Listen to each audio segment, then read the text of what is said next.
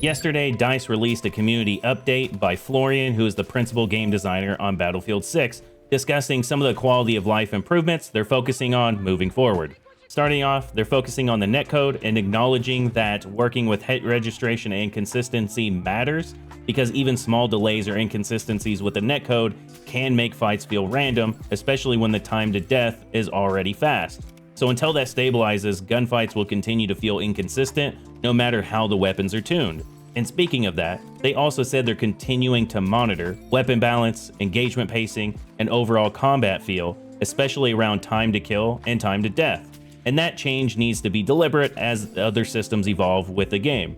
When it comes to soldier visibility, they said they're exploring lighting and exposure improvements, especially around interior and exterior transitions, and looking at ways to make players stand out a little more without breaking immersion.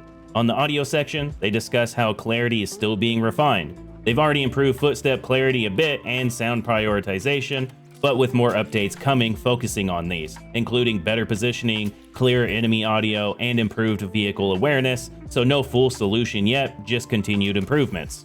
So overall, the community update touches on most of the right areas in my opinion. Time to kill, netcode, pacing, visibility, and audio, and on paper, a lot of it makes sense. And I also appreciate the level of communication and the insight into which systems they're prioritizing. That kind of transparency is genuinely useful. But the bigger issue here is that most of this isn't new. These have been consistent concerns since before launch, and at this point, hearing that they're still being evaluated feels less reassuring and more repetitive.